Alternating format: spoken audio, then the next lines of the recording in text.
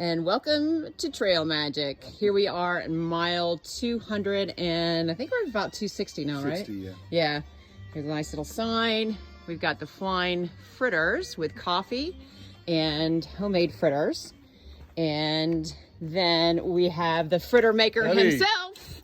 Okay, so I'm going to talk to you about like what is Trail Magic? Like what exactly? Well, first of all, introduce yourself and then tell us what is Trail Magic. So my trail name is Midnight Rider. I got that trail name from hiking the PCT in 2020 and did not want to look back to go into civilization. So I moved out here in the middle of nowhere to pay it forward.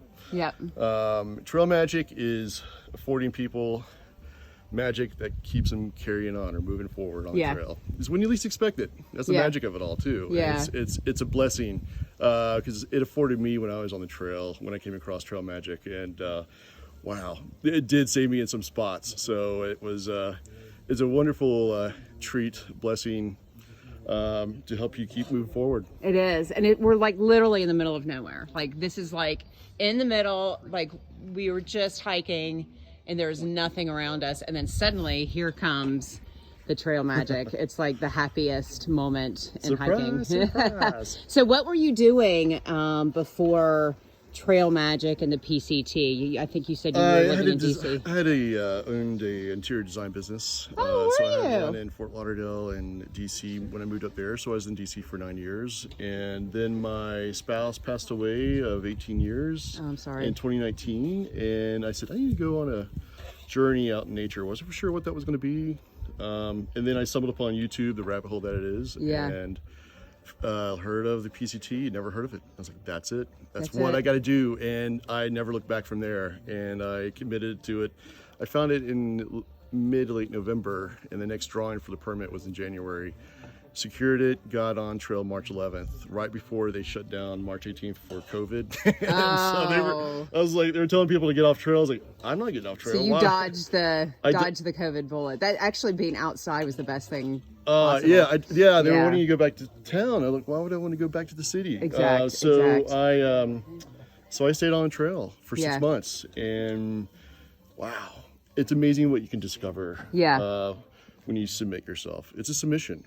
And so how have you changed from, the busy DC interior designer to this Trail Magic guy?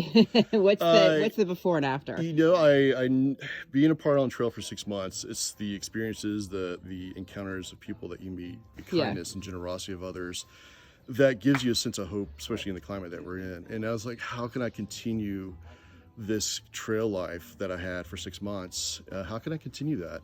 And I did not want to go back to traffic and the hustle bustle and the chaos of what it is to be at work every morning. And I just didn't want to be around that anymore. It's like once you have reached that level of peace on the trail, it's hard to be without once you've had a taste of it. And it was a revelation for me in a sense of, okay, I need to do something different. So I went back. I love living on my backpack for 6 months. The simplicity of it all, it simplified my life so much. Took all the stress of all the excess. And did away with that. And I never knew what it meant to be present until I was on trail long enough. I never knew what it meant to slow down. And once I had that, I said, I can give up these other things that meant absolutely nothing to me. Materialism can only go so far, which isn't very far. It fills an empty void that it does. Cannot be filled. I think we're distracted by I think we're distracted by everything that's readily available at our fingertips or our mobile devices and so forth. And it takes you away from what is truly meaningful, which is the beauty of that we've been gifted. So I moved out here. I love it. In the middle of nowhere. So the people that you're talking to are those people who you used to be. They are in their busy. Oh my gosh, that looks amazing. What is that you're putting on there? It's a brown butter spiced rum glaze. Okay, my life is about to change right now. Oh yeah, and with this coffee. Hello, good morning. Okay, so I was distracted by the deliciousness that I'm about to consume. So, okay, so talk to the people who are in the office who are filling the void with whatever it is. Sometimes it's overeating, sometimes it's alcohol, sometimes it's buying a bunch of stuff that they don't need, but they're really kind of like looking.